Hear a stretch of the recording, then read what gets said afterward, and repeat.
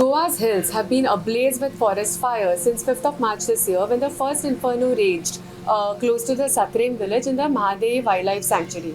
According to Goa's Forest Minister Vishwajit Rane, since then there have been 71 fire incidents that have been detected and doused successfully, and 14th March was the first full day of there being no active fire in the state at all.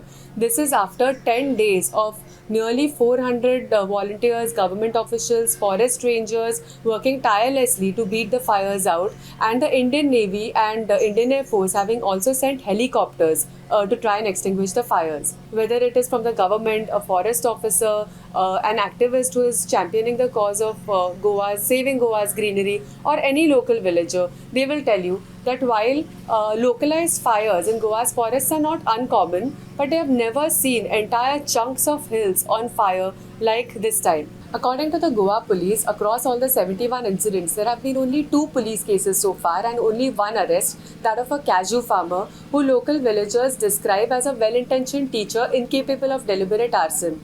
Authorities are not being able to pinpoint to one concrete reason for the 70 odd fires just yet, but there are surmises. Goa Chief Minister Pramod Sawant and Forest Minister Vishwajit Rane have gone on record to say that these fires were man-made. Forest officials also say that a lot of times cashew farmers deliberately set localized constrained fires to clear their orchards of dead weeds and crop in order to be able to sow the new crop. But cashew farmers say that their clan has never been irresponsible with these constrained fires, such that they get so out of hand that they set entire chunks of hills ablaze. Forest officials, however, say that this time the increase in temperatures, rise in humidity, and the wind patterns may have been responsible for these localized fires to spread further. There are also conspiracy theories that environmental activists voice. They question how a large number of fires took place in that part of the Mahadevi that is proposed to be a tiger sanctuary for decades. North Goa Superintendent of Police Nidhin Walsan told ThePrint that cashew farmers are known to start localized fires, but this is the first time that things have gone out of hand. Right now, the focus is on controlling the fires and ensuring they don't recur. But once things settle down, the police plans to send a special team to the ground to investigate the exact cause of the fires, he said.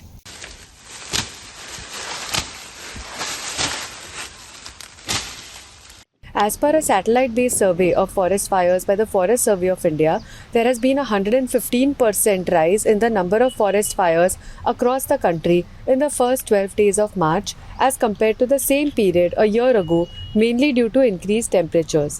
The data says the number of forest fires from 1st to 12th March this year was 42,799 as compared with 19,929 last year. Experts say there are 2 types of forest fires: crown or mid-story fires that are caused by the friction of trees, and surface fires which are kindled by someone on the ground. Goa has seen multiple surface fires in the past due to a variety of minor incidents. Someone smoking a beedi and tossing it on the ground while it is still lit, some cashew farmers setting dead crops and weeds on fire, goat herds setting a patch on fire to help grass rejuvenate. But these are easy to extinguish by simply beating them with brushwood branches, provided they are detected early, before the fire leaves the surface. An 11th March statement issued by the Union Environment Ministry too said the blazes were mostly surface fires in patches of deciduous forests. Environmentalists such as former Forest Officer Milind Karkhanis and Rajendra Kerkar have alleged possible laxity by ground forest officials.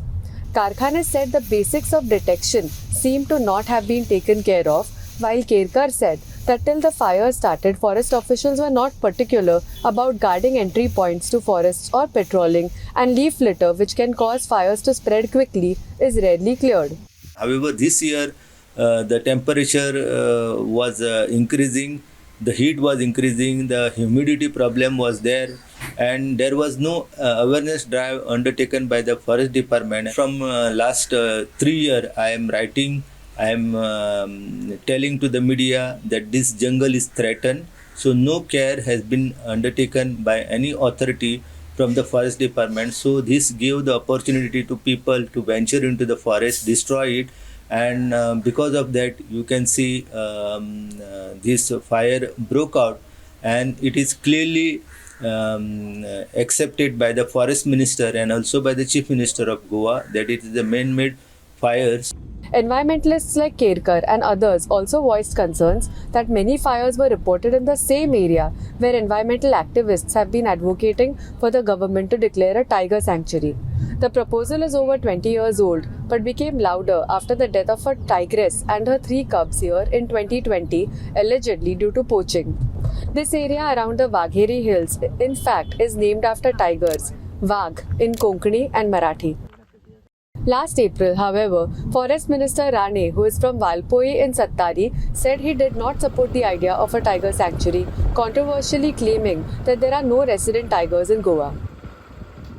There is also reported to be considerable local resistance to the idea of a tiger reserve here due to the impact it could have on mining and other development activities.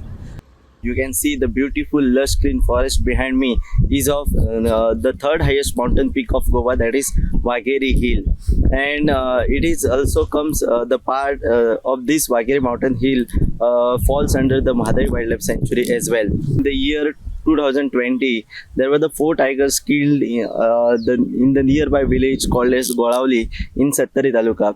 And during that time, I was also the witness for the Goa Forest Department. We lost the majestic animal, and that is not a single; it was a 4 at a time.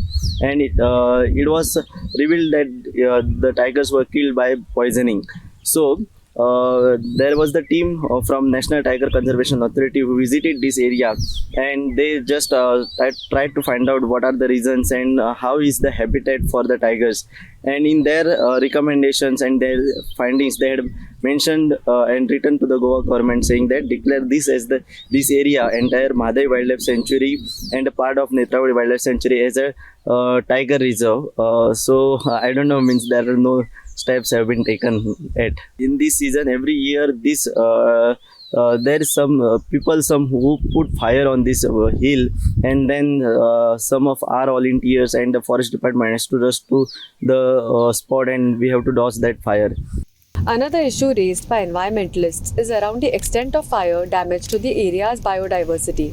While the Union Environment Ministry, in its 11th March press note, said there was not much damage to Goa's flora and fauna because of the fire, experts cite a report by the Supreme Court mandated committee.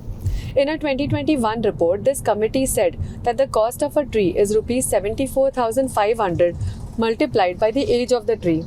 Unofficially, serving and former forest officials say that about 16 hectares of forest was gutted in the fires, and assuming every hectare has 200 trees that are on an average 25 years old, the valuation of damage to 16 hectares of forests is approximately 596 crore rupees.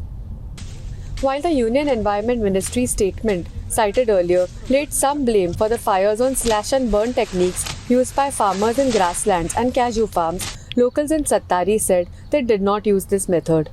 In this taluka, from where the fires first started, 10,852.1 hectares are under cashew plantations, according to 2021-22 data from the Zonal Agricultural Office. Most of this land is in the hills, and while 60% is owned by farmers, the remaining 40% is government land that has been encroached upon and cultivated by generations of farmers. Overall, the taluka's cashew production for the 2021-22 season was an impressive 5,801.53 tons. नुकसान म्हणजे सगळंच झालं. आता 70-80 हजाराचे काजू होते, झाले होणार होते पीक, सगळं गेलं. सगळंच गेलंय, काहीच नाही राहिलं. कशी आग लागली वगैरे काय कळलं तुम्हाला? हा, पण असं कधी बघितलंय तुम्ही? कधीच नाही. लावली जाल्यार पद्दती लायता कित्याक अशें ते सगळे झाडून बिडून ह्या करता लागीं पतार करता आणि काय केलो जाल्यार तो जळा सगळं रावता थंय भायर जाळ लावता, तो बाहेर नाही पसरू देत बेसिकली. तिकडे थांबतात, कंप्लीट जळून तिकडे थांबतात, जळून होते ना, पाणी वगैरे घालून विजवतात आणि नंतर येतात घरी.